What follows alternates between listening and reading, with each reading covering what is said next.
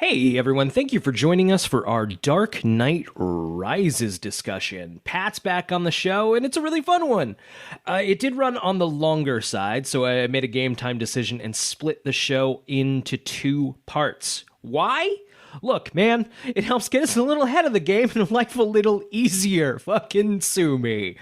We'll get right into it, but first things first, take out your phone for me right now. I guess unless you're driving, but if you are driving, pull over right now, and then take out your phone and head to Spotify or Apple Podcasts and give this show a rating and maybe even a review. It does tangibly help us out, and we really appreciate it. That's it. I'll see you at the end of this part for some footnotes.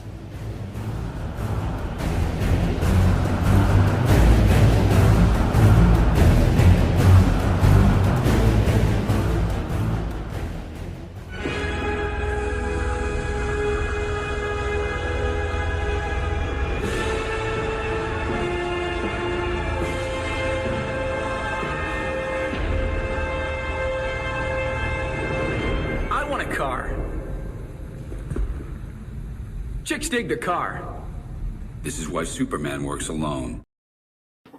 Good to see you all among the living. Hello, everybody, and welcome to the Talon Mix. In honor of this being the final episode with the Dark Knight trilogy, I think the three of us should go as long as we can doing the podcast in the Batman voice. I'm not going to do that, Brian. That's crazy. I lose.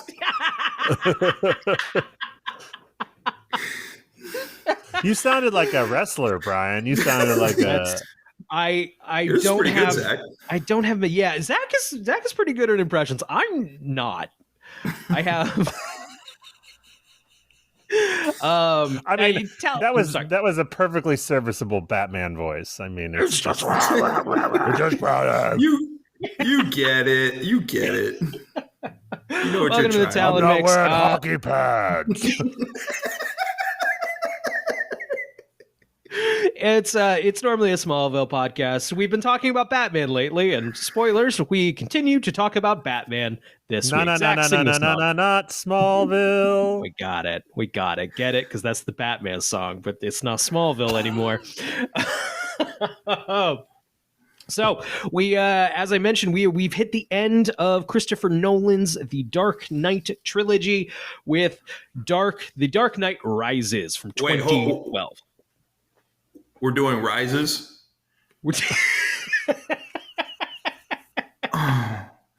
Dude, we're doing Dark Knight Rises? Yeah. Oh, no. Dude, I watched Kung Fu Panda 4. I have all these notes on Kung Fu Panda 4. The whole gang is back. God damn it. What a mess. I see how you made the mistake. That was great. I really thought, I was like, oh, he watched The Dark Knight. Oh, no. Well done. No. Kung Fu Panda 4, the whole gang is back. So you got Angelina Jolie, Seth Rogen. They don't say a lot. They don't say anything, really. Their characters are very quiet. I think Jack Black got broken off a piece of that Kit Kat bar, and they couldn't afford anybody else, including some of the digital effects guys. But yeah. Oh yeah. Was Kung Fu Panda 4 not living up to the illustrious Kung Fu Panda trilogy? It was fine. Yeah. It was a baby movie for babies, but yeah, no, it was just like it's like Jack Black and Awkwafina are the only two characters that like talked throughout the entire thing. So, is this a direct to streaming film? No, I saw this sucker in theaters. Oh my gosh. I haven't seen Kung Fu Panda in a long time, but I remember that first one being actually kind of dope. 1 and 2 are very good. 1 and 2 are very good. I've only seen the first one, but I enjoyed it. Yeah, two is very good. But yeah. So, sorry, where were you? Yeah, where the fuck? What the fuck? I'll just talk about Kung Fu Panda. Fuck it. So we watched The Dark Knight Rises. Of course, Christopher Nolan just had a big night this past week. Yeah. Oppenheimer winning Best Picture, Nolan Best Director. Did Nolan get Best Director for Dunkirk? Oppenheimer, I hardly know her. No, he didn't. He sorry, I don't know. He was nominated, but he didn't win. This is his first win. Yeah, I mean, Oppenheimer was a good as hell movie. This one also features Cillian Murphy and an atomic bomb. So basically the same. I don't know why this didn't get any Oscars. You know, we joke, but before the movie was released, it was, I'm not going to say assumed, but a lot of people, and this is not just movie or not just Batman geeks, a lot of people thought it was going to be nominated for Best Picture because The Dark Knight had been snubbed. Right. And it was like, if this thing is really good, he's for sure going to get, because they made it 10 nominees instead of 5 after The Dark Knight got snubbed. Right. They were like, please stop being mad at us. Yeah, the Bryans and Zacks of the world were pissed. You nominated the Reader? There's no superheroes in that. Because if The Dark Knight got nominated for an Oscar, my father will finally respect my hobbies. Yes, exactly. Yep. I remember, just now thinking back, The Dark Knight, I wore, I went to the midnight show Thursday night, and I wore a Batman t-shirt. And my father, as I'm walking out the door, goes, "You wearing a Batman t-shirt to the Batman movie?" You got your little Batman t-shirt on for the little Batman movie?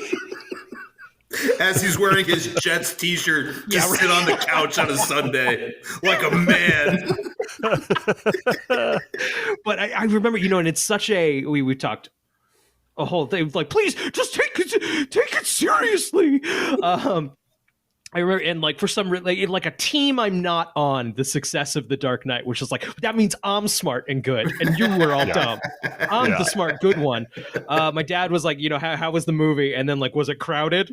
I'm like, yeah, all 10 theaters were booked out. They were showing it in all 10 auditoriums, and he was of course everyone stunned. Loves this movie, Dad. Yeah, he was stunned and respected me from then on. And now I am Dad. And now I am the dad. I will say, I maybe mentioned on the Batman Begins episode, my dad was down here visiting for my daughter's first birthday, and we watched Batman Begins on my couch in the morning, and we had a great time. when your daughter is 20 years old, do you think Pat, I have some news. Do you think she's going to have something that you think is really dorky and you're going to make fun of her as she goes to it? Or is she going to be like, "Oh, Dad, you wearing your Batman shirt to watch a Batman movie?" Yeah, I think it'll probably be closer to that. I think. You're wearing a Batman shirt for your Batman podcast?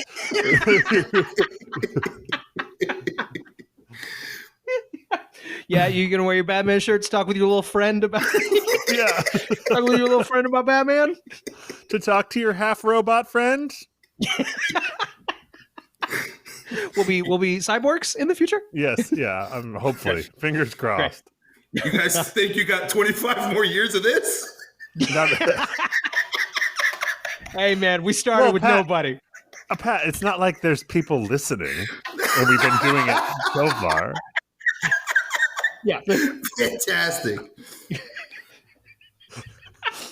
To be clear, most of our friendship, the podcast is just an extension on. We met in college and we've been texting about Batman basically ever since. We haven't run out of shit to say about Batman yet. How's Zach doing? I don't know. You don't talk to him anymore? Talked to him last night. How he's doing never came up. Got some interesting Batman takes. You want to hear those? So, The Dark Knight Rises. At 30,000 feet, much like a plane where former League of Shadows member Bane robs or kidnaps a nuclear physicist. What are your guys' general broad thoughts on this movie? On its own, as a Christopher Nolan movie, as sequel to The Dark Knight? Zach, why don't you go first, and then Pat? Okay. All right. I love this movie. Unironically, I love this movie. There's a lot of people nowadays who love it ironically. They're like, they think it's kind of camp and like laugh at the movie. This is a divisive one. There are people who hate it. There's people who kind of yes. I think this is one of the most divisive Batman movies. There's a Pat movie looked shocked. critic who I respect who recently said on a podcast that this is the worst movie ever made. Which obviously is hyperbolic. Right. But I reject any notion that this is a bad movie. I think this is a fantastic fucking movie. And Brian, we'll talk more about it. I think the reason people think it's not fantastic or don't like it is because they are viewing it as an adult drama, and it is not. It is a movie for between middle school age and early 20-year-olds. And it's the strike zone is so don't get watered down in the details of the plot, you fucking virgin. This movie's just fucking six set piece. Yes. It's fucking good as hell. Pat, what if there was any morality in Hollywood, superhero movies would no longer be made after this movie. I think it's that good. Like, if it wasn't such a cash grab to just like pop, Thor on a poster, like they shouldn't be making him anymore. This is perfect. This is you one think of this my. is the final word. This is it. We've perfected superhero movies. This was the end of a certain kind of superhero movie because this came out the same year as the first Avengers movie. Right. And it was like, okay, this is the end of this. And now now here's this. Here's this. Right. Yeah. No, this is one of my favorite movies, period. If I had a top 5 Desert Island movies, this is and Pat, solidified in there. You're not even that high on the other 2 Nolan Batman movies. No, I mean, The Dark Knight 2, I think was fantastic too, but this one is up and away my favorite, and I'll kind of get into why with Bane, but the first one is I'll get into why I love Bane. Brian told me you love this movie, and then love it. Immediately I was like, he's a Bane guy. Big Bane He's guy. a Bane guy. Big sure. Bane guy. Oh yeah. It begins as necessary. I put it. I remember I wasn't living at home at the time, and I like stopped by the house, and because we didn't see this together in theaters, I don't know if you saw it. Did you see it in theaters? No. You were not that stoked on it at the time. Nope. And then I just came to the house, and you set up. Our parents had this toaster. I think they still have it. And when the toast was done, it would slowly rise out from the toast, and you were like, watch this. And so we're sitting there, we're watching toast, and then we're watching it slowly rise, and Pat just starts going apeshit around the kitchen doing the Bane theme. Ish, basa, basa, ish, basa, basa, ish, basa, basa. Okay, oh yeah. And I'm like, man, you're really high on fucking rises, huh? The toast rises. That's right. You've barely adopted the butter. Yeah. I was born into it. I wish. I wish. Butter's great. Welcome to the butter segment of our Dark Knight Rises recap show. Brian, I just want to say we talked about how stoked we were for The Dark Knight. I think I was even more excited for this movie because The Dark Knight was so good.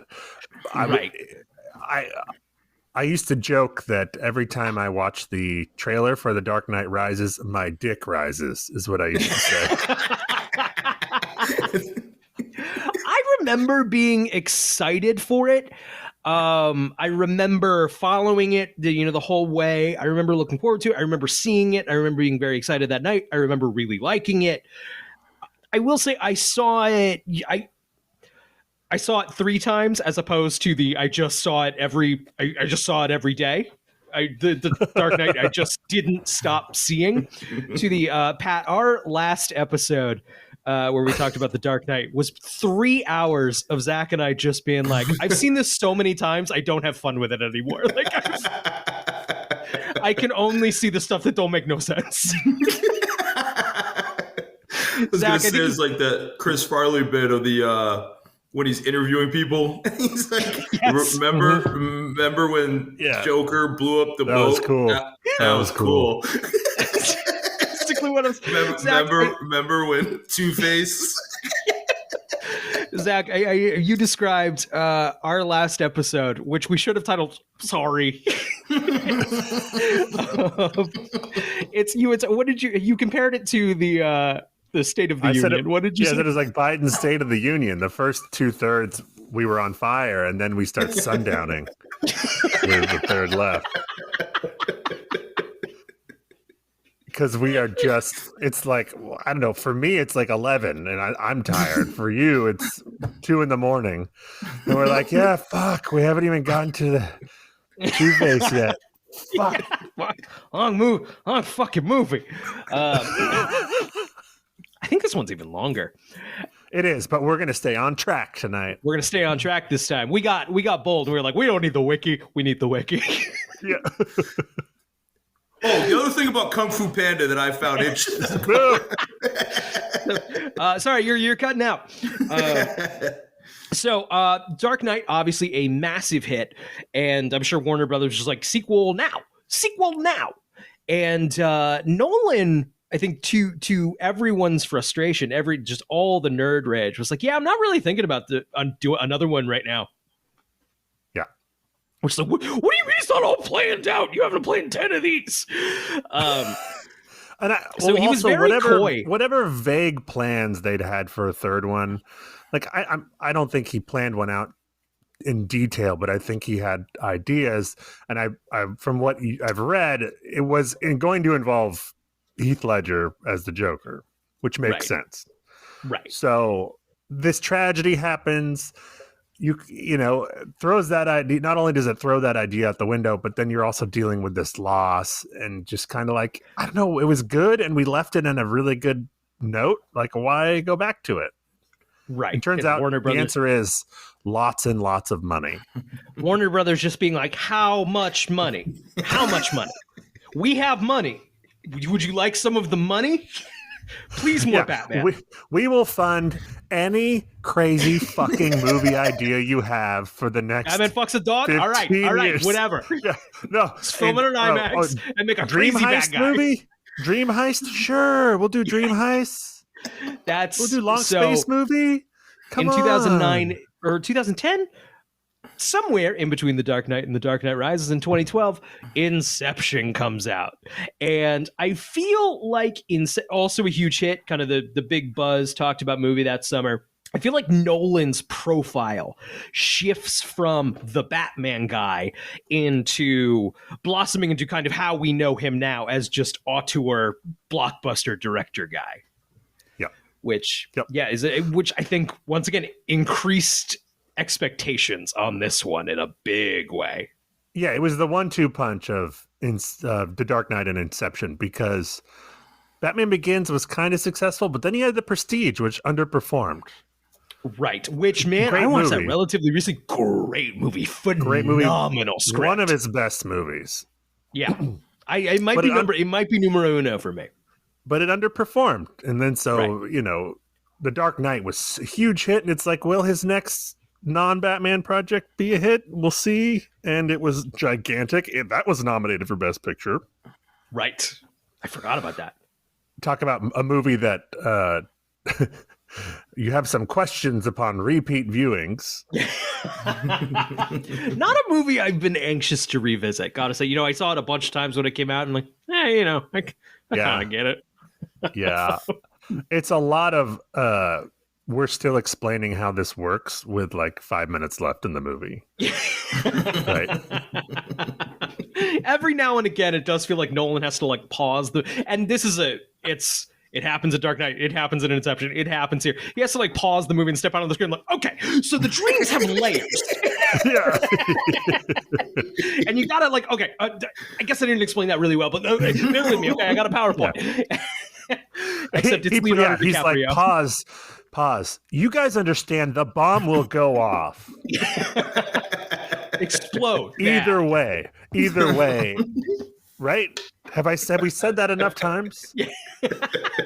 Also, the autopilot doesn't work. Remember that.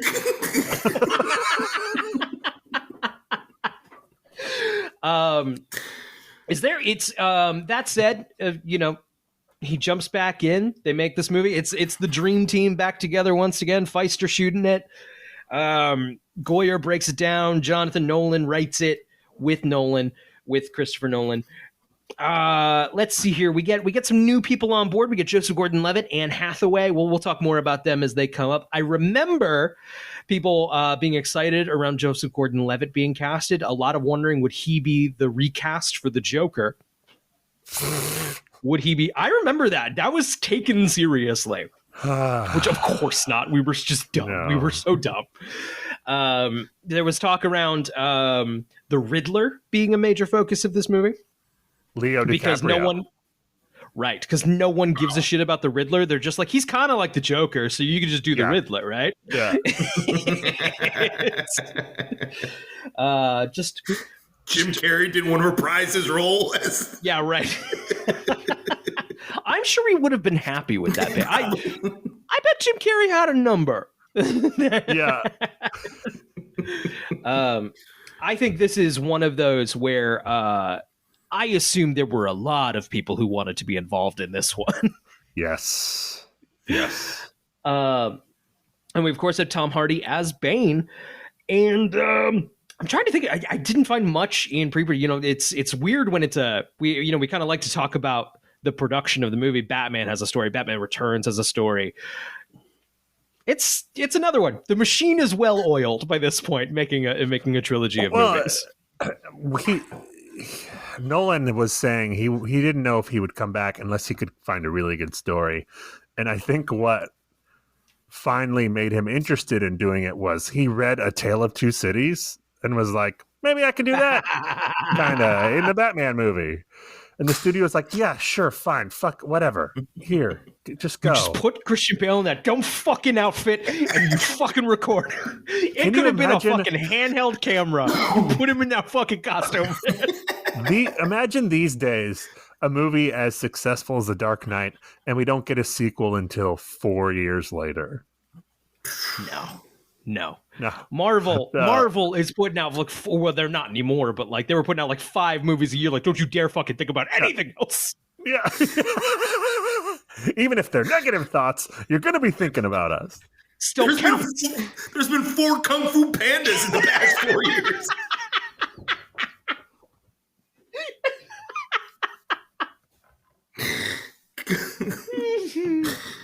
So I guess I will start off the recap. We apologize for our hubris last week. We have returned to the wiki, our tails between our legs.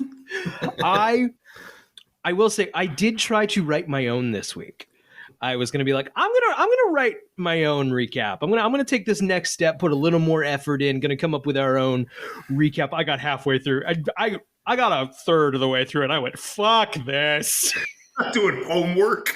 This is a very densely plotted, complicated, but it's complicated and doesn't like work. If you actually like string it all out, it doesn't make sense. You're just tangled in yarn and character threads. Like this doesn't, no. Yeah. And I was kind of alluding to that before. I think that's why a lot of people don't like this movie, because of that stuff. The reason I love it is because underneath all that densely plotted complexity is a very simple through line of the Rocky movie that's happening. Yep. Batman coming out of retirement, gets his ass handed to him, does some push-ups and trains, finds his mojo, comes back and kicks Bane's ass. And that I will watch that story an infinite number of times. It's the perfect formula for a reason. And It's that's the thing, and all the emotional through line of it all works for me. All the important stuff works. I don't give a shit how Bruce Wayne gets back to the fucking city. Who the fuck cares? Grow up. It's fake. Coming out of retirement is one of my favorite movie setups. One last job. Yes, a comeback movie. Let's go. So we open once again. No credits. 3 for 3 on the Nolans of no opening credit sequence. We do open on a Jim Gordon eulogizing Harvey Dent, a little reminder of what happened previously on the Dark Knight trilogy. Previously on Batman. Harvey Dent, of course, kind of Batman takes the fall for Harvey Dent's death, and they kind of there's this large cover-up of what went down that night. So Bane, a former member of the League of Shadows, leads an attack on a CIA plane over Uzbekistan to abduct nuclear physicist Dr. Leonid Pavel, and fakes Pavel's death in the crash. This is a spectacular sequence. I gotta say, and again, I put out the caveat there that top 5 movie period all time for me. It took me to like viewing 6 to understand what was going on. Like, what are they doing in this plane? Doesn't make sense. It doesn't fucking matter. Nolan doesn't care.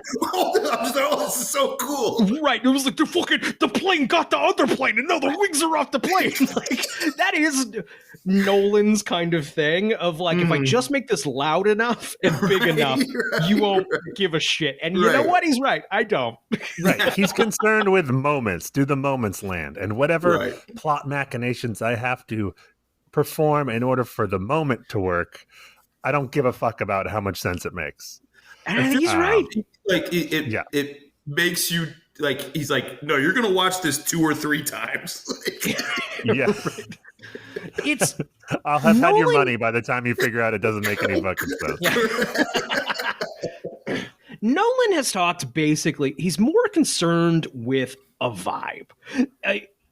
Zach, to your point, the rockiness of it. That's the important part. The rest is just a set dressing around the emotional through line. Yeah. And hell yeah. So this is our, getting into some nerd stuff. This is our second appearance of Bane in the franchise.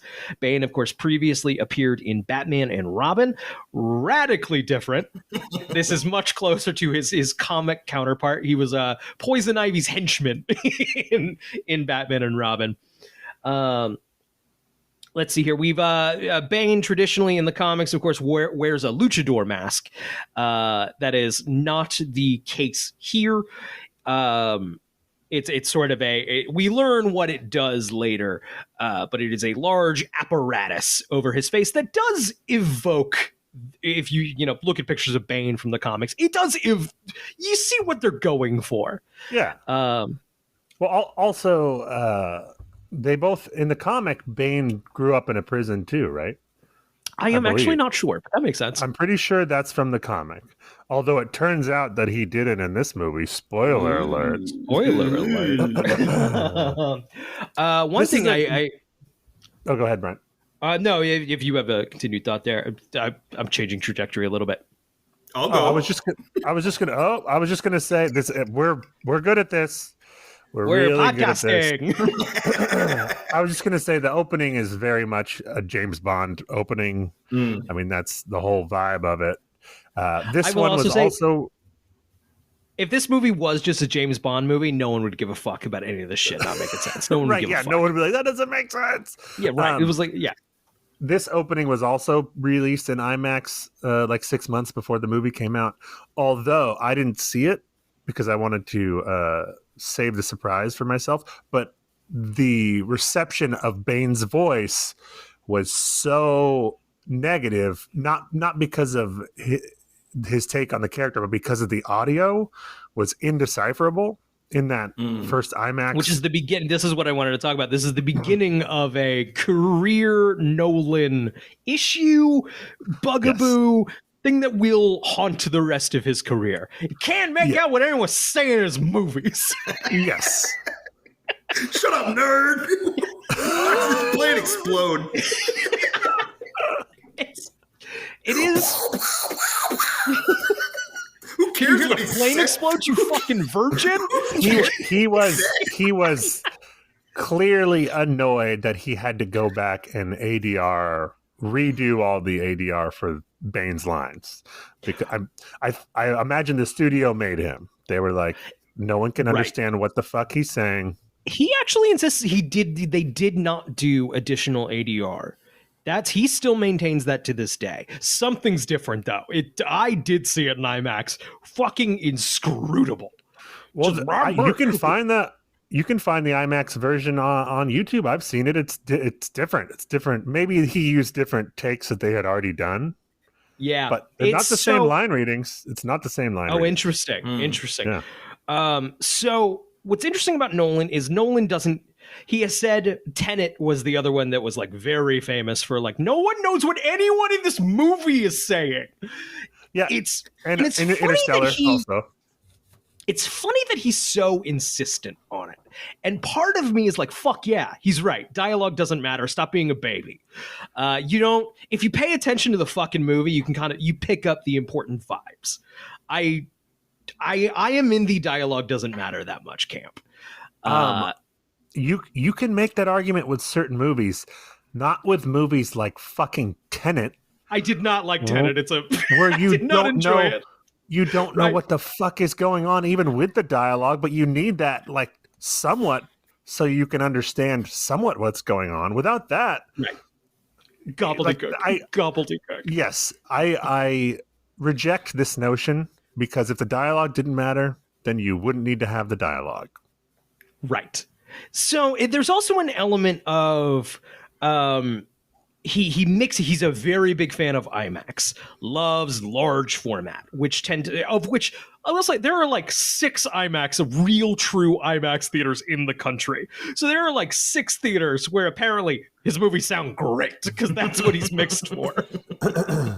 So it is just a little like, and especially like your home television, which probably has 2 little outputs, not meant for like 70 channel audio that he's mixed for, which like that's all well and good. And like, simultaneously, like, kudos, yeah, fuck the man, do what you want, man, because that's how art works. But on the other hand, it's like, hey, I bought this Game Boy game, but it doesn't work. Oh yeah, it's too powerful for the Game Boy. Oh, why'd you put it on the Game Boy then? Yeah, you need a really high-end PC that only 3 people have to play it. Cool, man.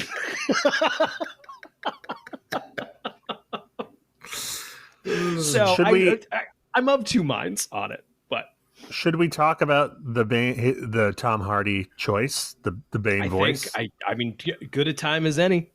I love the Bane voice. I don't know what he's doing. I don't either. There are times where it sounds like he's doing a Caribbean accent, because that's where Bane is from in the comics. Like, there's a few lines where he sounds like Sebastian from Little Mermaid, where he's like, how much longer does the program need? Like, you can hear that in there. But then other times he's like a British, I don't know what he's doing, but it's wonderful. I fucking love it. It's, yeah, man, there's something to just like, I started the movie up and you hear him talk, and it was what do you do if I kill you right now? It'll be very painful for you.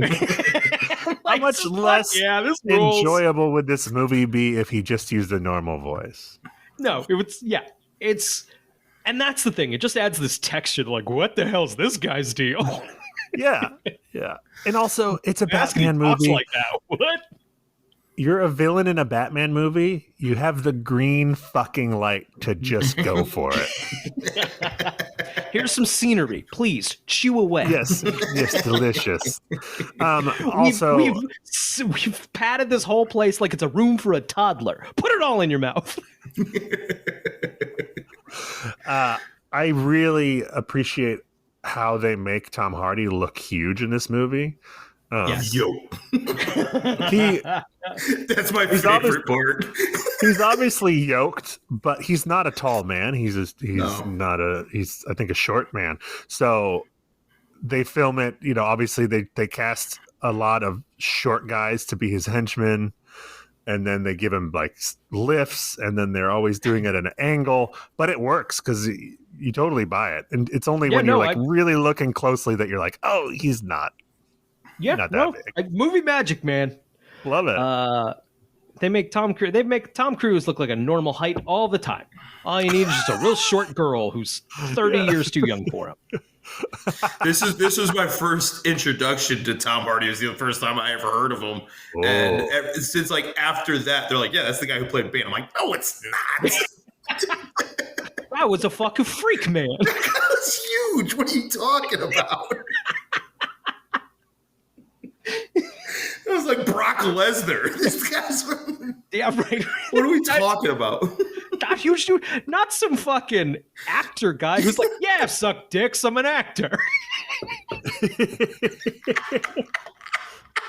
You know what? I am a fan of Tom Hardy's public persona. Yes. I don't know. He might be difficult to work with. I don't know. You hear things, but I love his like, fuck it, I don't care. Well, fuck you. Yes. I'm an actor. You figure it out. Yeah, right. So meanwhile, 8 years after the death of Gotham City District Attorney Harvey Dent, organized crime has been eradicated in Gotham by legislation, the Dent Act, giving expanded powers to the police. I will say, once again, we're using Wikipedia. We're back to using Wikipedia, which is a much broader recap. I have noted a lot of areas where we can zoom in, so hopefully we won't be caught by surprise, but we are going to need to do that. I do want to. We open with this Harvey Dent Day, this gala or whatever, this celebration held at Wayne Manor for some reason. Even though Bruce Wayne Bruce can be there looming awkwardly. yeah, from the roof. Do you want to come down to the party? No, I'm sad. The best is we open with Too this. sad.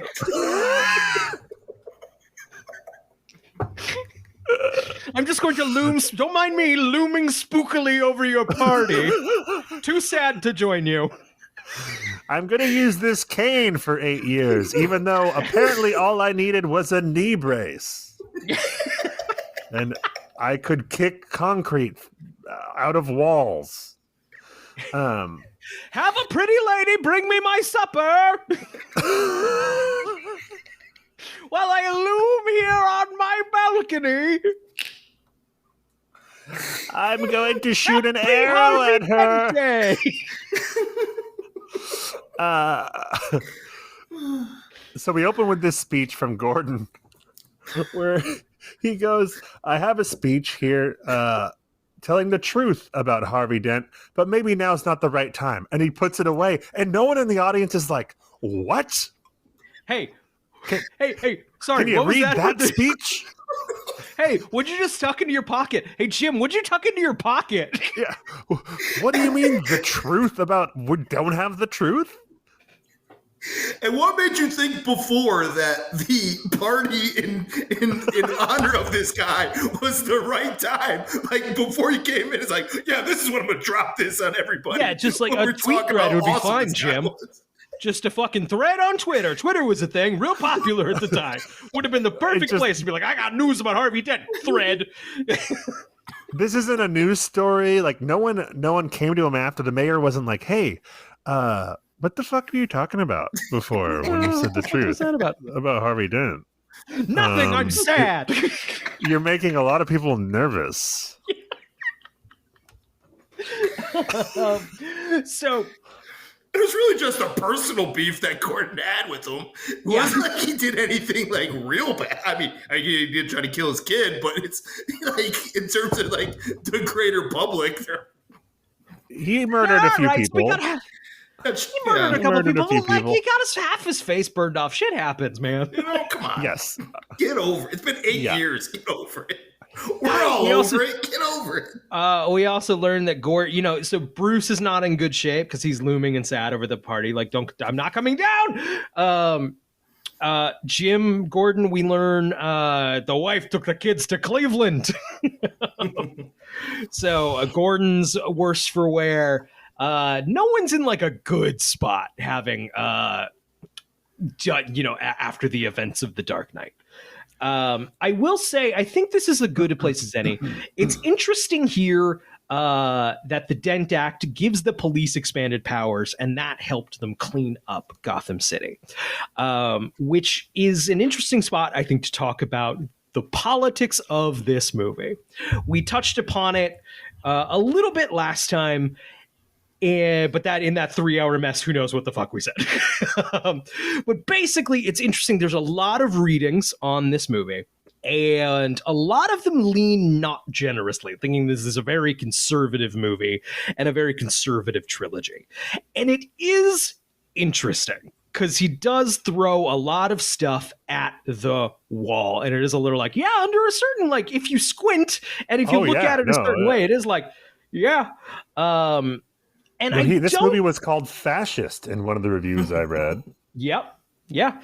And I don't like general notions of like, keep politics out of Batman.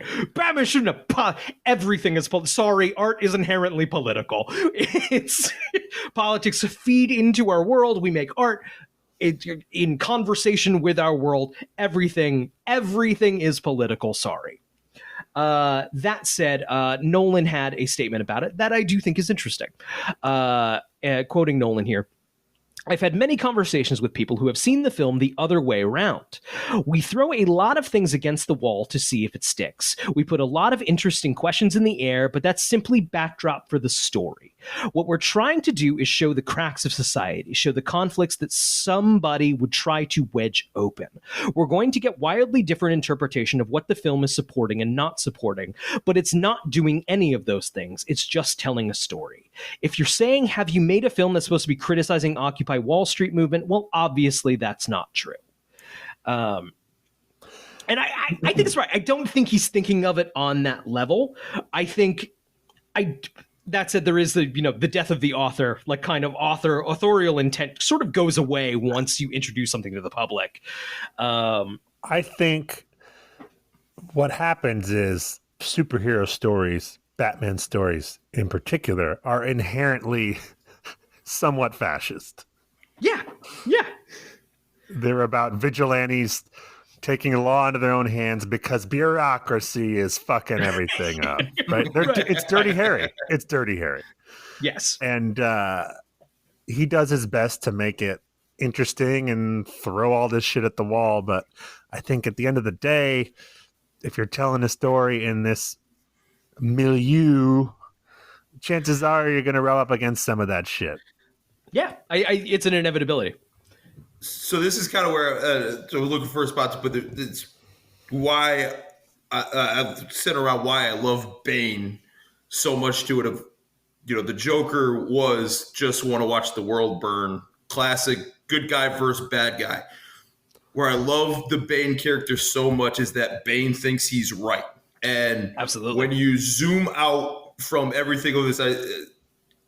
Who are you rooting for? The billionaire and the cops, or the foreign mercenary and the working class people? Which side you rooting for here? And I feel like halfway through the script of it, they go, "Oh fuck, give him a bomb." we gotta flip this.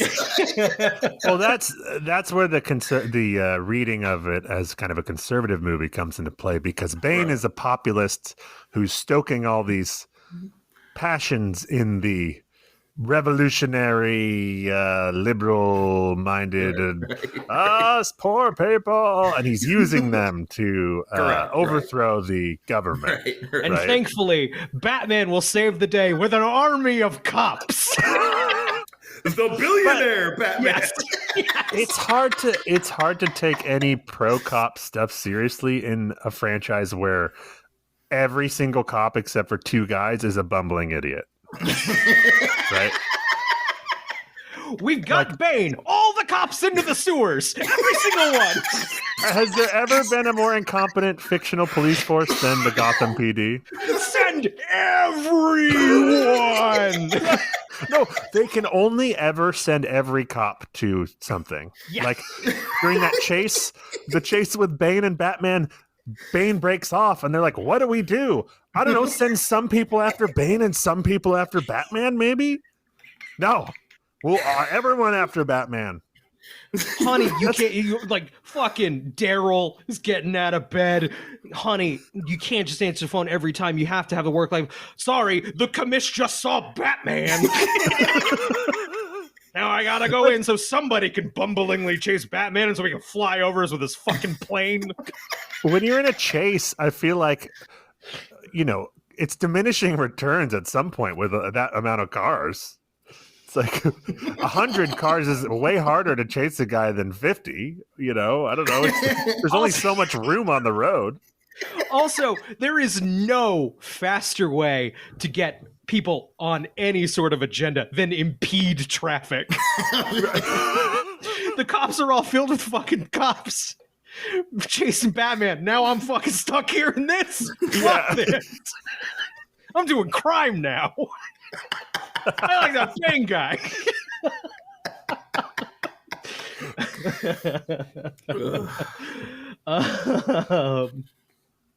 So, James Gordon, police commissioner, has kept Dent's killing spree a secret and allowed the blame for his crimes to fall on Batman. Bruce Wayne, still mourning the death of Rachel Dawes, has become a recluse, and Wayne Enterprises has stagnated. Part of Wayne Enterprise stagnating, being kind of out of money, is wrapped around Wayne Enterprise working on some sort of world-saving plan, a giant, like, reactor thing that's going to create efficient energy or something like that. And they put, just like Jim Gordon sends all the cops, they put all the money in this and then went, no, it's not safe. I'm a good billionaire. I'm a responsible billionaire, and we will not do it. Now, leave me alone while I sulk on my balcony. While the police hold a party at my house. In my front yard. Do you think he was like not in? He was kind of not doing the Batman thing, but he was still going out. He's like, all right, maybe I'll try to save the world a different way, and then that didn't work either. Now I'm going into hiding. Send Anne Hathaway with my supper. That was one of my, not complaints, because I love the movie unabashedly, but that was one of my kind of like, I don't think Batman goes into hiding. Batman doesn't, because his girlfriend died. I like it. I think it's really good. Years. I really like it. I think that's absolutely the way to start this off. I buy it 1,000,000%. This little bitch, yeah. He's like 15. My knee hurts. No one likes me. Like knee stuff is fucking painful, and so I'm not making fun of that. I'm making a guess that maybe it wasn't as bad as he thought, because he just put that little brace on and everything was fine afterwards. The brace appeared to have some robotic things because it tightened up and he went, ooh, it hurts. Do you even really need that? Yeah, right. It's like Christian Bale really bought a new knee brace and really wanted it in the movie. Or he just really wanted that. I think I should have a cane. Let me have a cane. It'll be cool. I love it's not just the knee and the cane, but he's hunched over. Like, right. He looks like a decrepit old man. And then he's like, maybe I should be Batman again. All right. Does a couple yoga sessions and he's back. Thematically, that all works. Oh, of course. 100%. That's... Yeah. He can't get a boner if he's not in the bat suit. Yeah. 2 hours of him going to the chiropractor on a water treadmill isn't exactly great. Yeah. I mean, that's great movie making. One of my favorite scenes is when he goes to the doctor, and the doctor's like, "Yeah, I can't recommend you go hella skiing. You have no cartilage in your leg, your knees, concussive tissue." This is a good place to throw in there. The doctor is played in that scene is played by Thomas Lennon, who you may recognize from Reno 911 or The State on MTV, and writer of Herbie Fully Loaded. He and Brad Garrett have a that's not his name. Ben something, the other Reno 911 guy, but they wrote a book on screenwriting that is basically like how to fucking write scripts that Hollywood actually buys, which they've been very successful at doing. So that is Tom Lennon. Tom Lennon was the doctor in Christopher Nolan's Memento, which was his first larger budget movie, and after following his little like micro budget thing. So this was a little like in joke between them of like, it'd be funny if you were a doctor in this one too. Nolan has said that he is the same doctor, so cinematic universe. There The you go, Memento Nolan. verse. Yeah. Just those two movies so far, but Yeah. That reminds me. If you stay to the end credits of Dark Knight Rises, there's a stinger for Memento 2. Yeah. That reminds me. Kung Fu Panda 4. DreamWorks has this new intro where like the guy on the moon that does he's going around like the DreamWorks universe. Like, So he just seeing fucking all the characters from DreamWorks. Relax. just like you fucking Shrek. Remember Shrek? Shrek is heavily featured. Like he blows the fucking guy. He blows past like the Madagascar lion, And then he stops past, and like- talks to Shrek for like a long time. Hey, remember Shrek? He did that shit. Who else do they have? Like Kevin Spacey in American Beauty. He's like on one. Yeah, I just remember the Madagascar guys. Yeah, but okay, DreamWorks, let's pump the brakes. But Okay, this is the party's a good time to talk about most of the characters because most of them are introduced here. We get introduced to Miranda Tate. I'm doing quote fingers. You can't see.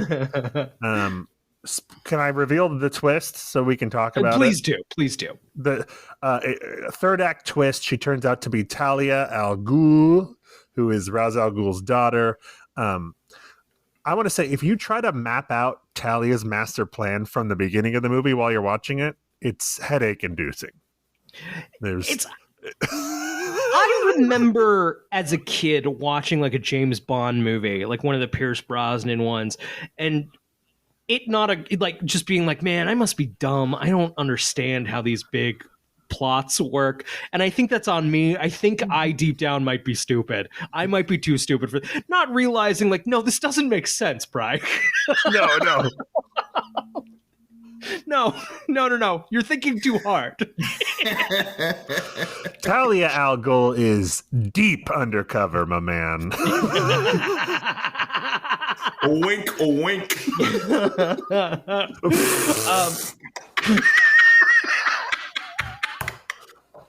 I have a question about that. Should I Yeah. save it? Yeah, save it. Okay. Unless you would like to now. Unless you would like to. No. supersede. No. I'll ask it when we get there.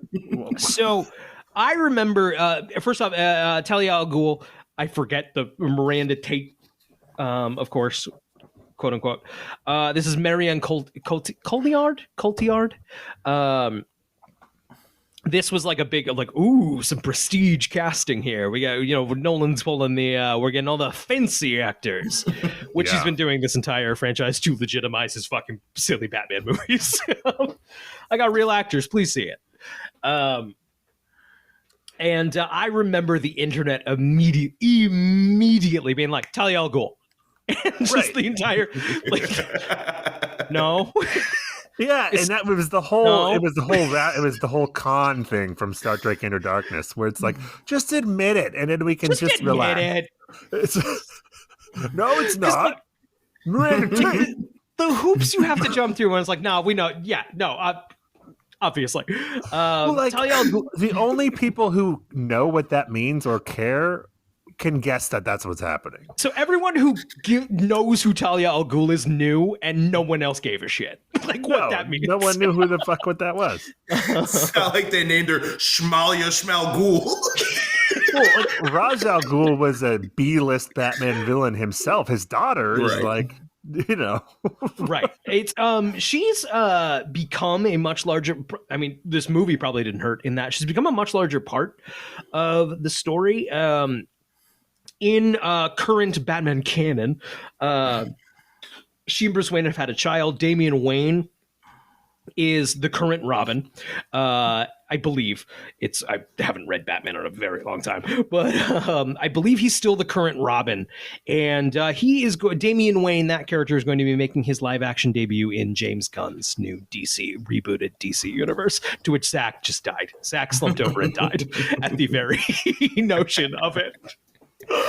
Just the note, not Damian Wayne, just the notion of James Gunn's cinematic universe.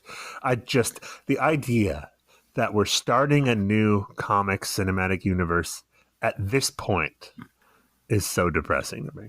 Stop it.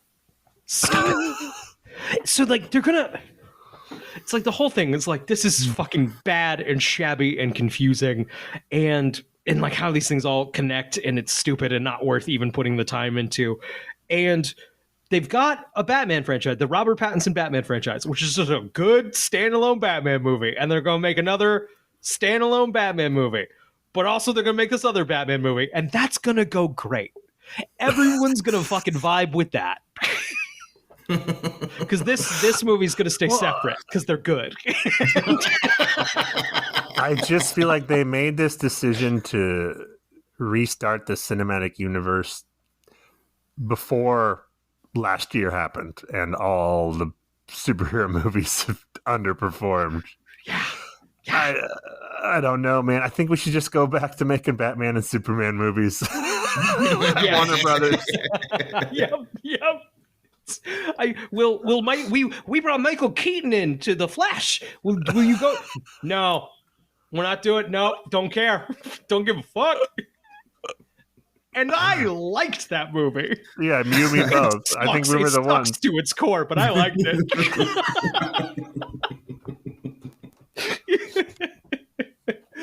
I'm just looking at my notes here. Gotham City this time around is primarily shot in Pittsburgh. It was largely shot in Chicago for The Dark Knight. Nolan apparently wanted to change cities so that Gotham City did not become too familiar. He still wanted it to be strange and a little not, yes. It's like, okay, you think you know what Gotham City looked like. You don't. We're shooting in an entirely different city this time. It's cool. And I love that. I love that you're using a bunch of different places and kind of gives it its own character. Right. But also there's the practical element of we need this city to have a lot of bridges. Right. Yeah. Big bridges. Because the other place they do is New York, right? It's like New York and Pittsburgh. Right. It's I think we'll obviously talk about it when we get to it, but I think the Batman, the most recent Matt Reeves one, takes that to an extreme where you have literally like a Times Square around like a London skyline and just really mishmashing cities together into that is a much more digital effect though than Nolan does here. We talked about Tom Lennon. This is we get introduced to Selena Kyle at this party. She steals. Yeah, why don't we talk about that and Anne Hathaway and Catwoman? The summary, this movie is all over the place in its plotting. So, the summary I think does its best to keep up. Why don't we talk about Anne Hathaway? This is the third appearance of Catwoman in the franchise. Batman 66, Batman Returns, and now The Dark Knight Rises. Anne Hathaway, I feel like, is doing good work here. I feel like she's doing exactly what she's supposed to do here.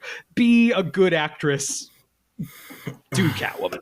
They never call her Catwoman in this movie, which I think is Well, it is exciting, this movie. This movie has not one but two strong female characters. Yeah, right. One of them you don't realize is a desperately trying to strong, cram something. Oh, Yeah. what?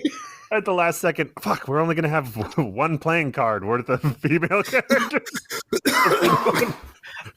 Pat doesn't know this. Pat, I bought a deck of Batman playing cards. They're specifically the Dark Knight trilogy, and so all the face cards have a character, and so the Queen of Hearts is Catwoman, Talia al Ghul is one, Rachel Dawes is of course one, and they don't have another one.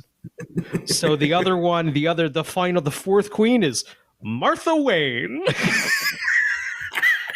A character who I think has one line in Batman Begins, and it's, "Oh, why are we leaving the opera?" Turns out she was right. Yeah. It's Oh, not boy. that I think I sometimes gets thrown around. Nolan doesn't hate women. Nolan just isn't thinking about them in any way. Nolan is concerned about the boys. I mean, he mostly I was makes just gonna movies for young men, right? Oh, That's okay. That's okay. I go- They shouldn't be the only movies we make. But it's okay to- Right. the two strong female characters that me and my meathead friends debate. Who'd you bang? Oh, which one, bro? You're fucking crazy. Oh, we're idiots. We love Bane, though. We're all taking Tom Hardy. We love Bane. Which strong female character in The Dark Knight Rises would you bang? I'm a meathead. So, Oh, God. Anne Hathaway, there's a good bit here. You know, so she goes. She is introduced to Bruce Wayne by having an arrow fired at her. And we have this great interaction here. They're good together. Christian Bale doesn't have a lot of sexual chemistry in this franchise. So for there to be anything here. That said, Yeah, I think Anne Hathaway, there's a quote from Community. It's called Chemistry. I have it with everyone. And I think that's Anne Hathaway. No, she's doing the heavy lifting for sure. But this is a lot more chemistry than he had with either of the Rachels. Right. Or Miranda Tate, you know. It's fun. It's a fun dynamic. It doesn't hold a candle to Keaton and Pfeiffer, and of course it can't. And of course they're trying something different.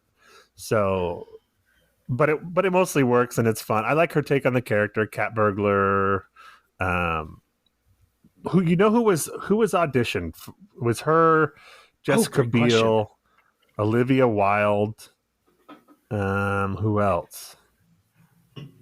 Kate Mara, Keira Knightley.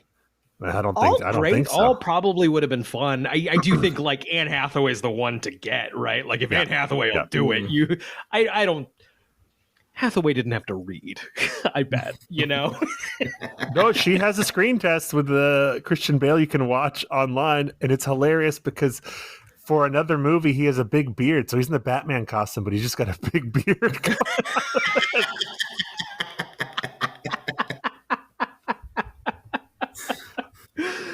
That's funny.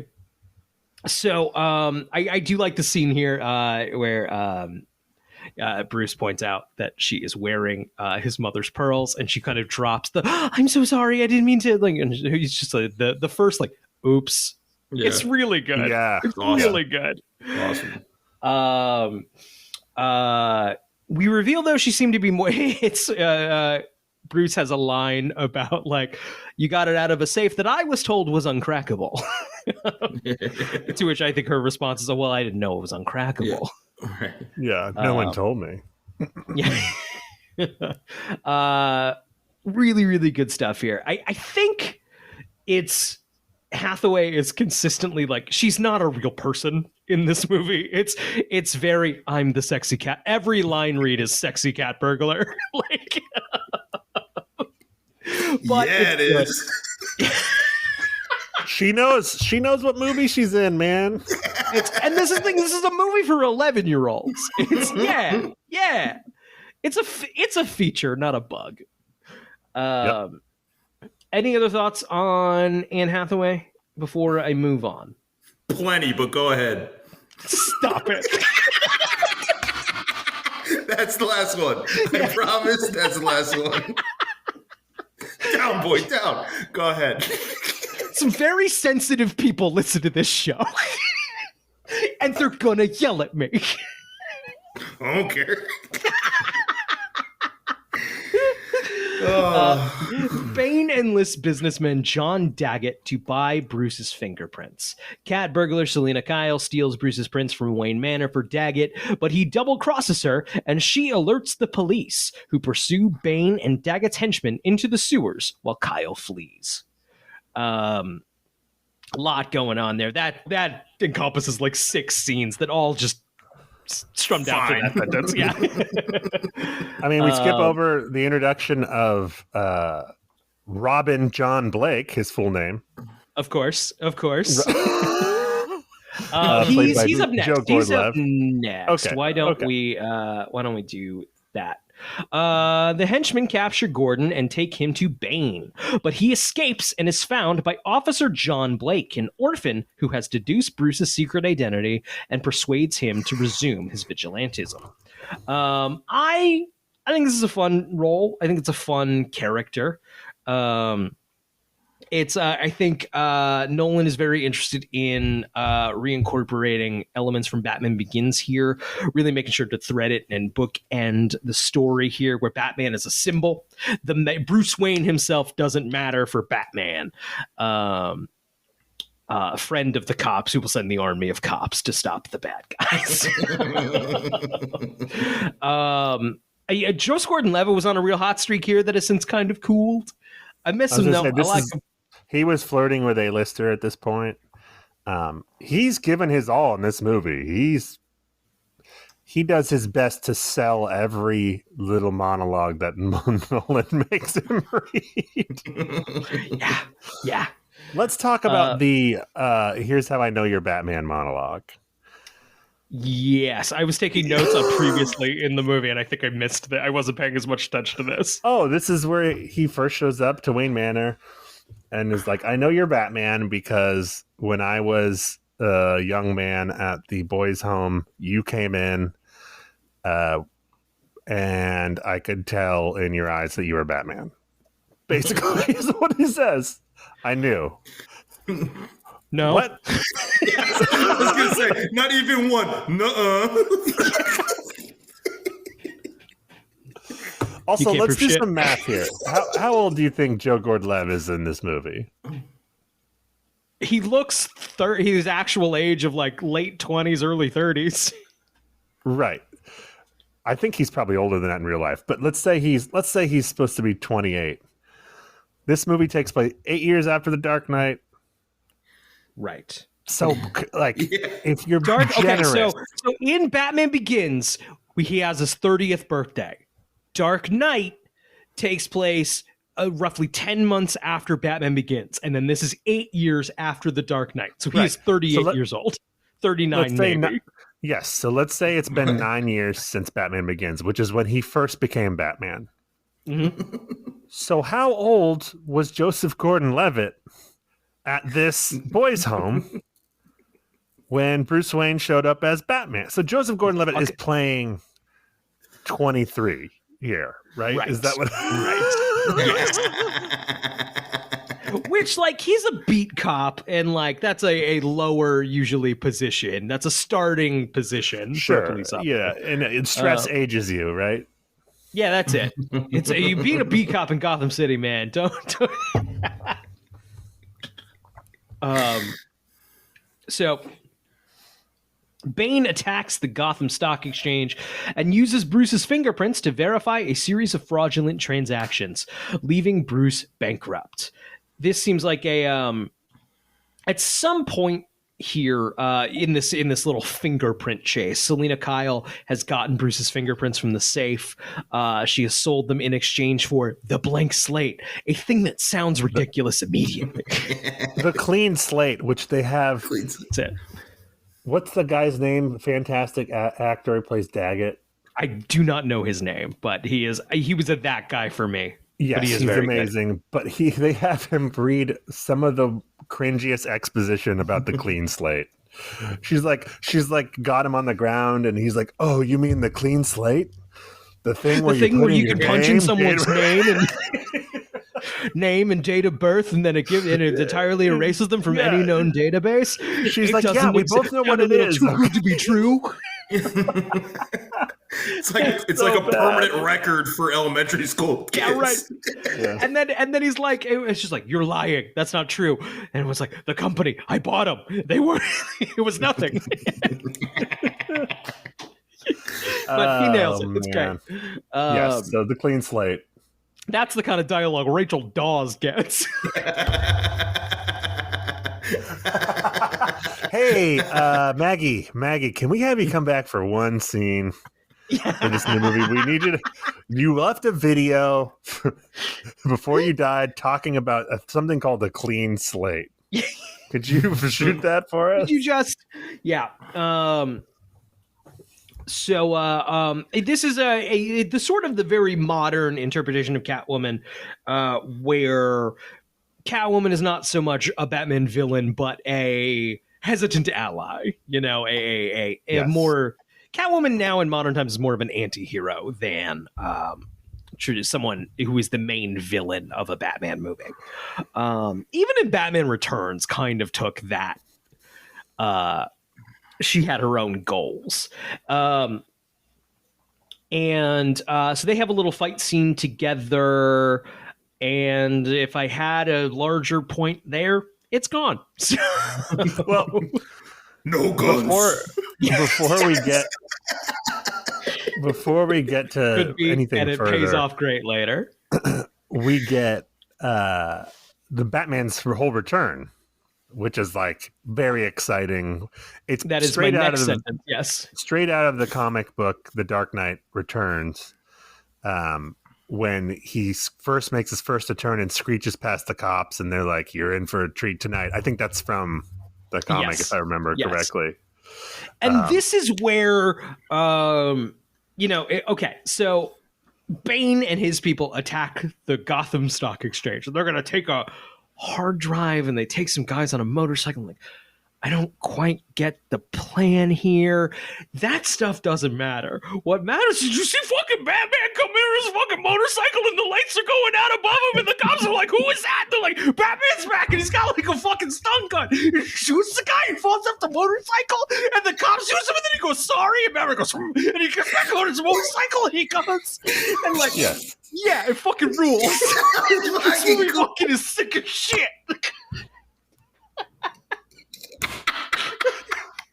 Well done. Well done. You might have the wrong animal there, sir.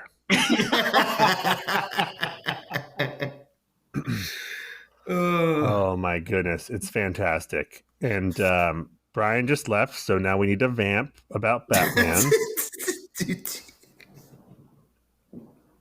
Yeah, I got nothing, man.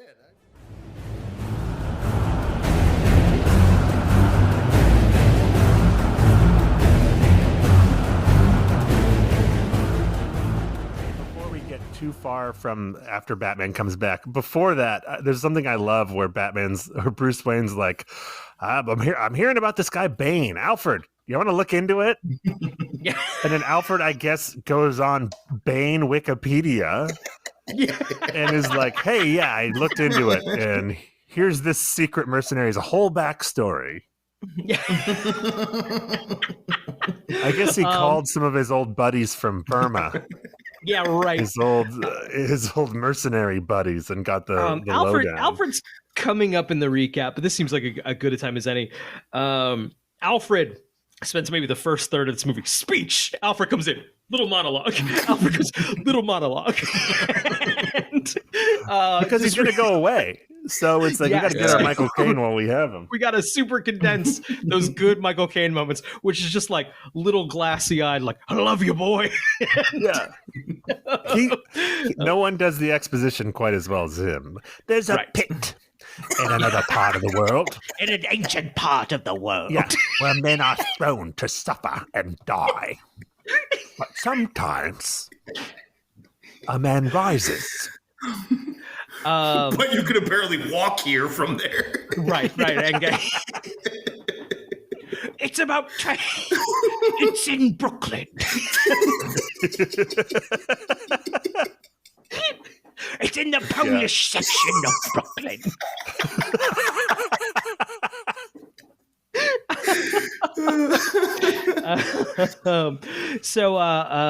Generally, Alfred's a more ancient part of the world, but they still have TV in the prison. In the pit prison. Don't ask me how I know that, but someone in the pit prison could keep up with events in Gotham. Don't worry. Local news of Gotham. They get GCN, the CNN equivalent that is probably only in Gotham. Don't worry, they get it on a crystal clear HD television that you can see from your cell. In an ancient part of the world. That you, if you were in this prison, could break in a rage and ruin TV for the entire prison. Don't do that. Trust me, everyone gets real fucking pissed. That was our only TV, Bruce Wayne. What the fuck? Now I'm going to find out what's happening in Gotham. Oh my god. A city we do not live in because we live in the pit in an ancient part of the world.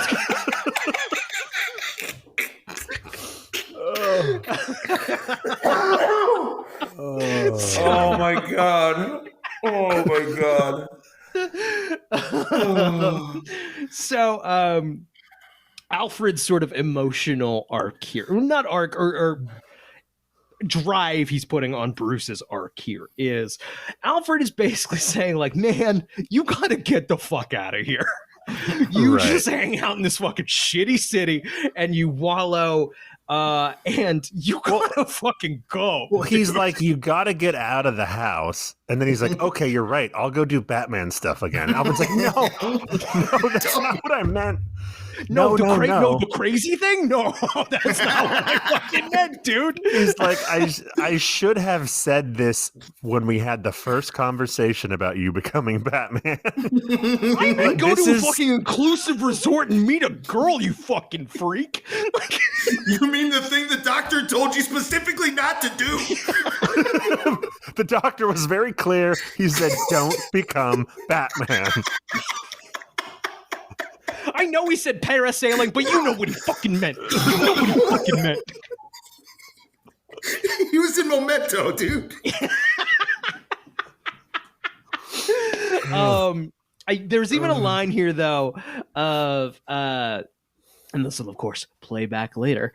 But there's a line where it's like, when you were gone for 7 years, I wished you wouldn't come back. And that I would meet you in a like I'd see you across the way. We wouldn't talk to each other, but I'd know you made it and you were okay. And that's a weird fucking thing to hear your father figure probably say. Is I didn't want to fucking see you again. I was going to hang out in your house. I just like that his fantasy. He saw him and he was doing well, but they didn't talk to each other. Like, don't come up to me. Don't come up to me if I see you. I don't really want to. I am too fucking busy for your shit.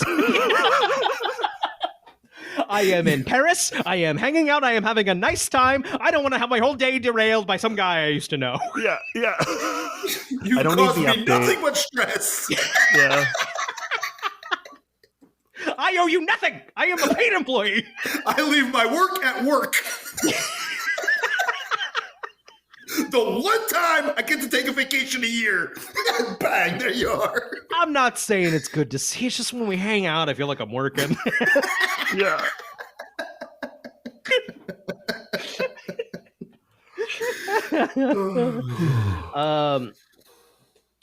So, just getting back into the wiki here.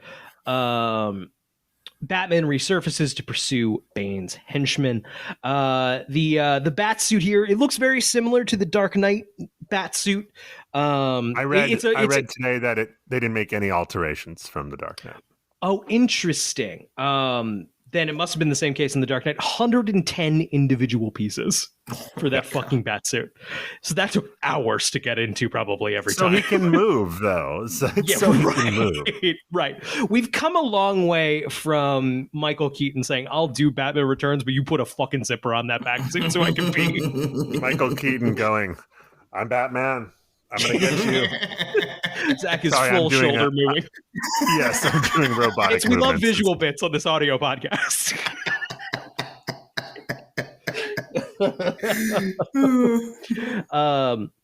So afraid that Bruce will get himself killed fighting Bane, his butler, Alfred Pennyworth, resigns in hope of saving him after admitting to burning a letter that Rachel left for him saying he was going to marry Dent. She was going to marry Dent. This is kind of, I feel like Michael Caine has already had 3 fucking monologues, and so this one feels a little we get it, Michael. Like, oh yeah, no, very teary. That said, it is obvious he's a fucking pro. It's very good. What I just said there was mean to this. I'm sure Michael Caine would hear, who listens to this podcast, is crying and wiping his eyes on his giant pillows of money. Michael Caine has one of my favorite quotes of all time. Michael Caine was in Jaws 4, The Revenge. And he was asked about it, and he was like, I haven't seen it. Saw the house I bought with the paycheck.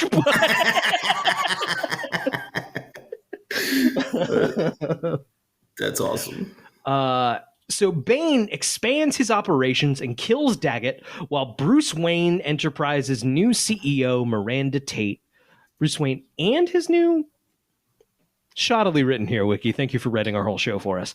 And Miranda Tate become lovers. So basically, Bruce is bankrupt immediately. I don't know how bankruptcy works. I don't know how money works. I've never had enough of it to have to learn about it that much. But it does seem and really also he could have been like, hey, remember how the stock exchange was held hostage the same night I made these weird bets on futures? You know, it would take time. It was all over Gotham Gotham CNN. He would get his money back, is all I'm saying. Right. He would get right. his money And it's back. There's too many other rich people had too much riding on him being rich. In that span, do they have to lock him out of his house? They got sheets all over his furniture? So they got his furniture pretty easily. Yeah, right. No, that's what I always thought was happening. But this last rewatch, my 100th probably, I finally realized he just locks himself out of the house because he doesn't have a key. Because Alfred was always there. He says that to her. I also caught that. I don't have a key. Because he does say earlier to Catwoman, he says, they're letting me keep the house. God. Right? Yeah, so I think he's just going into the wing because he just doesn't use the house, like certain wings of the house. So it's all and Alfred's not there to maintain it. So it all kind of, yeah. So that's I think you're right. I think that's exactly what's happening. Right. Yeah. This movie's flawless. The script is perfect. How dare you question it? Brian, are we skipping over the important Batman goes to Catwoman and is like, hey, my friend Bruce Wayne needs help.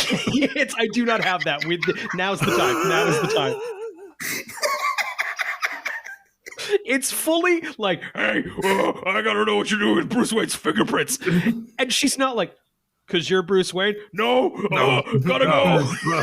No, he's just my friend. We're just friends.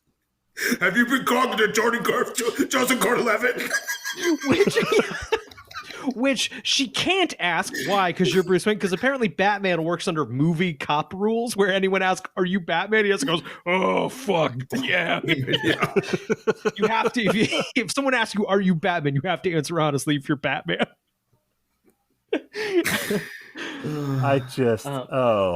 I mean, I guess because his knee was in such poor shape, she's like, obviously this can't be the same guy.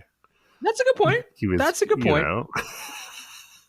I will say, we've talked about it before. It doesn't bother me that, even outside of superhero stuff, come on, the movie doesn't work. The movie, we just don't get a Batman it doesn't movie. actually bother me at all. But it's just if you step back and look at it, it's hilarious.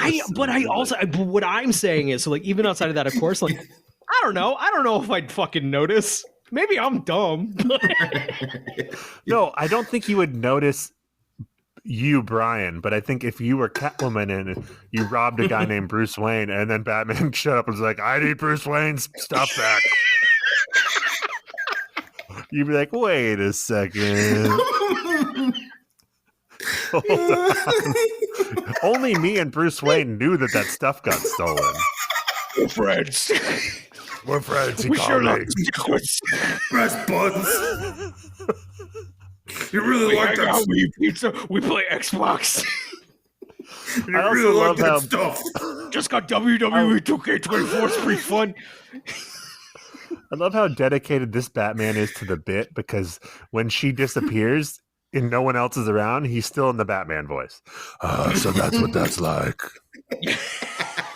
Even when I'm talking to myself, I use this voice. Okay, let's zoom out. Let's go to imagine being Christopher Nolan, Christian Bale. You have to make a choice there. You have to decide together. Does he do the Batman voice when he's alone? Like, I could definitely see them do the both of them. Just be like, he does the Batman voice when he's alone. Yeah. Oh, it was a choice. It's intentional. Yeah. Yeah. Gotta practice it, you know? Really hit my plosives on it.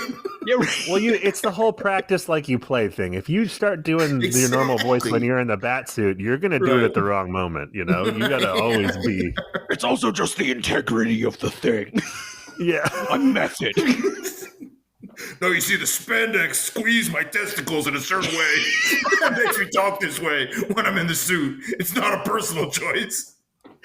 I had a friend who was talking about the voice modulator Batman uses, like the weird voice modulator he had installed in the suit, so he talks different when he's Batman. I'm like, no, he's just doing a voice. And it dawned on this kid for the first time. He's like, that's fucking stupid. I do think Ben Affleck's Batman has a voice modulator. I prefer him just doing a voice. Yeah, Just do I the know. voice.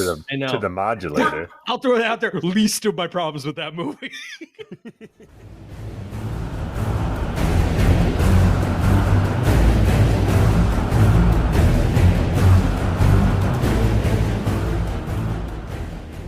Never seen Batman v Superman.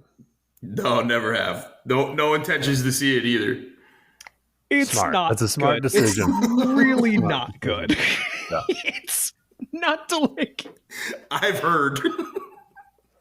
I don't. Whatever you do, don't watch it. That's what I would say as a friend. It's so. Let's take the Batman v Superman tangent. Mostly, if we talk long enough here, if we don't stop talking about Dark Knight Rises, we never have to get to it. We never have to do Batman v Superman. Just be glad we welcome to our asked you to appear on. 6-part episode. Yeah, just be glad we asked you to appear on this episode and not My Batman God. v Superman. Thankfully. So Yeah, what was the last Anything one else? I was on? That movie stunk too. What was Man of Steel, Man the of one Steel. before That was- Batman v Superman. Yeah, that's Man of terrible. Steel is Citizen Kane compared to Batman v Superman. I cannot Oh my stress it. God. It's- Man of Steel is great compared God. to. And go back and Best. if you haven't been with us in a while, haven't heard a Man of Steel episode, Oh, listen yeah. to us talk about Man of Steel. Zach is the biggest fan of the three of us, and your like for it I would describe as tepid. Yes. I really like the tepid score. 3 stars. Yeah. I really like the score. Best of luck next week, gentlemen. I will not be there. Oh man. No, you will not. No, you will not. So, anything following the or around the Bruce Wayne Miranda Tate smooching, getting down. Bruce has sex canonically for the yes. first time in these movies. Oh my gosh, that's true. This Was he a no one virgin? fucks in a Christopher Nolan movie. Even there Was were he a explicit virgin, sex scenes in Brian? Oppenheimer. No one fucks. Was Bruce Wayne a virgin? He could have been for all we know. Planes a lot. It's It'd be funny if right after they did it, he's like, I don't need to be Batman anymore. That was it. It's, you know, that was the whole He thing. shows up sometimes with like random babes and like, oh man, I'm Bruce Wayne, famous playboy, and then just don't touch me. Yeah, go home. I only When get no one's boners for looking, I don't- justice. My parents are dead.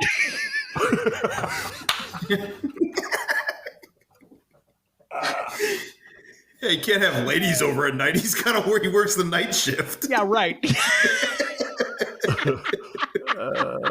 Where the fuck did you go for 8 hours? Don't worry. I mean, don't worry. Don't. Who am I? Don't worry about it. I'm not Batman. No, I'm not Batman. Fuck. It takes a little while to work out of the voice. So, my question is, if you take a step back after you've seen this movie, you know Talia al Ghul has an evil plot. Where does sleeping with Bruce Wayne fall in on this evil plot? Because he's already given her control of the thing. She already has all the info she needs. That was a little treat for her. Or the only thing I could come up with is she knows he's about to have a showdown with Bane, and she's like, I'm going to drain some energy out of that motherfucker. Yeah, that's it. That's really? it. Bane's like, don't worry, I'll beat him easily. And she's like, I don't know. I need to help him out a little bit. Better fuck him. I'm gonna go. Yeah, Better fuck him real good first.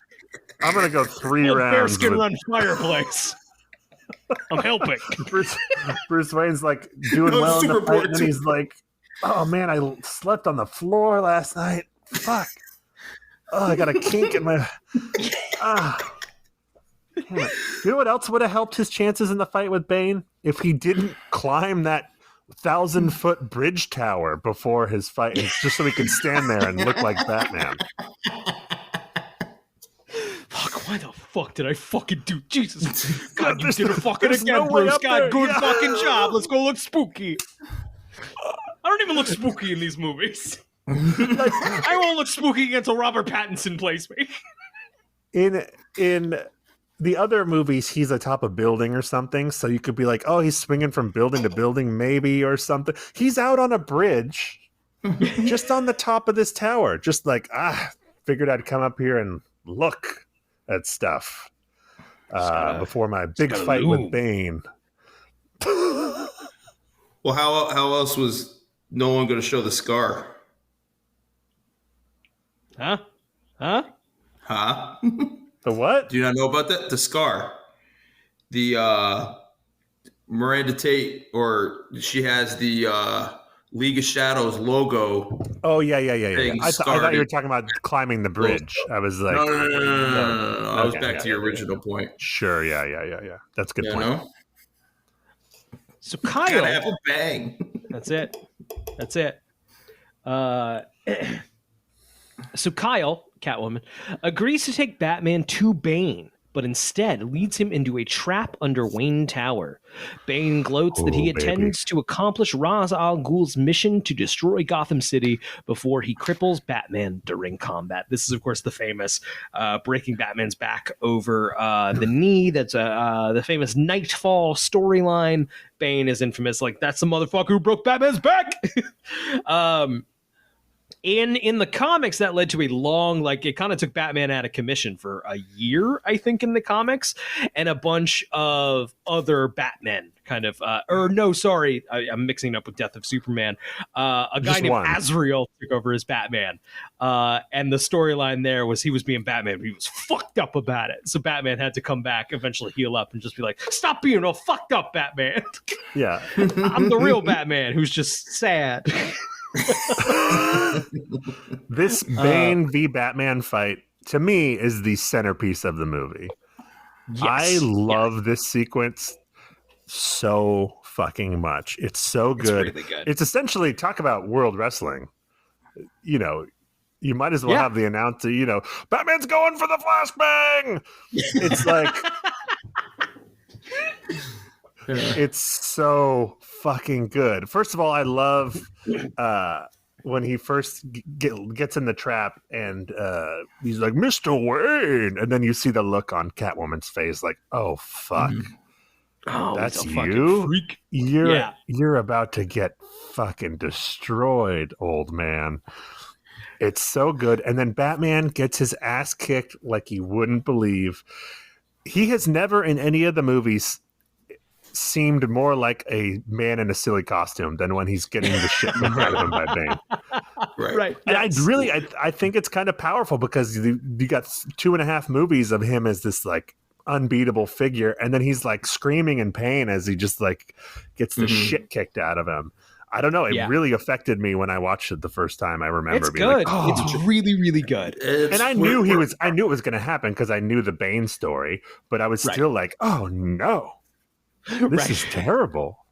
The when Catwoman brings him in and that gate closes, never in a movie ever be like, that's a video game cutscene. Like we're about to have a boss battle going on right here. But it was the second thing that I love about the Bane character, me and my boys talk about all the time, is one, as I mentioned before, he believes that he's right.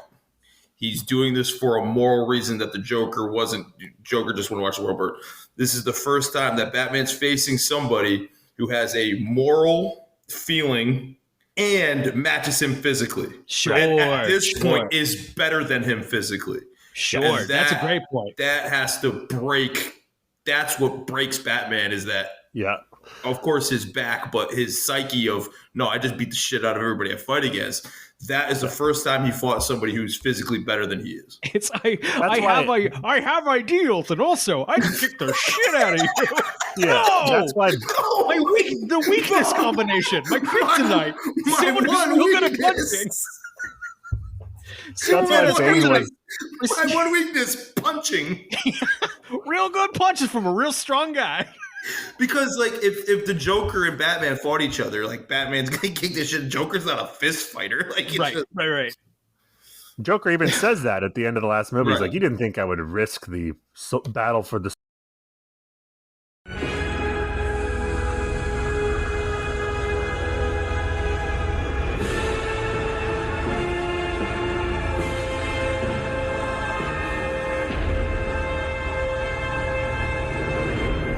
Car. Chicks dig the car. This is why Superman works alone.